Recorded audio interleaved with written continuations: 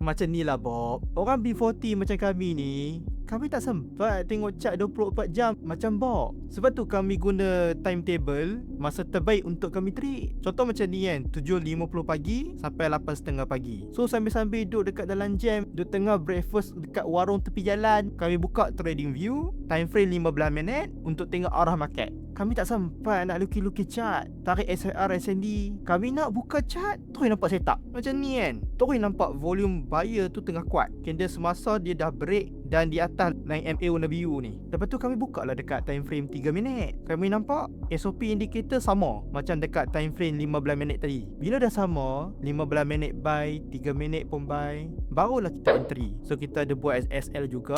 And bila dia membuat kenaikan, barulah kita tambah layer. So bila dia dah naik lagi, barulah kita akan naikkan SL untuk kurangkan risiko. Lepas tu kita buat target lah TP dalam 100 pip. So dia membuat kenaikan, capai kita punya TP, entry yang tak close lagi ni kita boleh set BE. Kalau dia lipat pun, kita stay tak ada loss. Jadi kita sambung masa seterusnya. So sekarang main tengah hari lah. Kalau ikut timetable, waktu terbaik untuk trade 1:30 petang sampai pukul 2 petang. Selalunya waktu ni geng-geng B40 macam kami ni baru settle makan tengah hari, tengah tunggu anak balik sekolah. So sambil-sambil duduk dalam kereta tu, buka trading view dekat time frame 1 jam, terus nampak arah market tu tengah turun. Candle semasa dekat bawah daripada line moving average warna biru tu. Lepas tu buka dekat time frame 15 minit pun sama juga SOP sell indicator, dan buka dekat time frame 3 minit pun sama juga SOP sell indicator. Jadi H1 sell, 15 minit sell, 3 minit pun sell. Sebab tu kita akan entry sell lah. Lepas kita dah entry, kita biar je dia running. Lepas tu jam 4:30 petang, waktu habis office lah, habis kerja, habis belajar, tengok-tengok dah running kan, profit. Bolehlah kita nak claim profit sikit.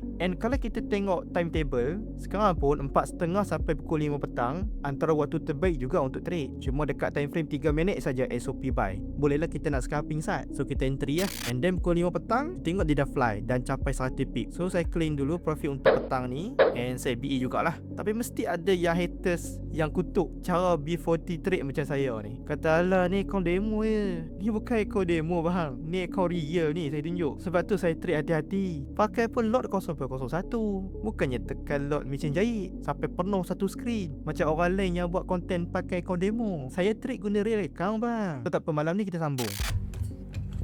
So malam ni kita sambung trade. Kalau ikut timetable, waktu terbaik untuk trade waktu malam ni jam 9.45 malam sampai 10.30 malam lah. Selalunya waktu ni baru settle makan malam ataupun sambil-sambil lepak dekat mamak tu kan. Kita buka trading view, check indicator dekat time frame H1 1 jam. Yang mana kita tengok ni candle semasa ni dia dah break kat bawah, maksudnya SOP sell indicator lah. Kemudian kita check time frame 15 minit pun sama juga SOP sell indicator, dan time frame 3 minit pun sama juga SOP sell indicator. Jadi 1 jam sell, 15 minit sell dan 3 minit pun sell lah. Sebab tu saya ada entry sell, and kita biarkanlah untuk dia running. Lepas tu next timetable kita check 10.45 malam, kita tengok dia dah turun baik 200 pip. So saya pun dah set BE, dan sebab dia J6 laju sangat ni, saya target TP kat sini lah dalam 300 pip. Dia kenapa saya yakin dia turun lagi, sebab kalau tengok timetable waktu 10.45 malam sampai pukul 11.30 malam ni juga antara waktu terbaik juga untuk kita entry. And SOP pun semua sama juga, SOP sell lah. Sebab tu saya akan re-entry sell, yang mana saya akan buat sell limit lah dekat atas ni, dekat sini.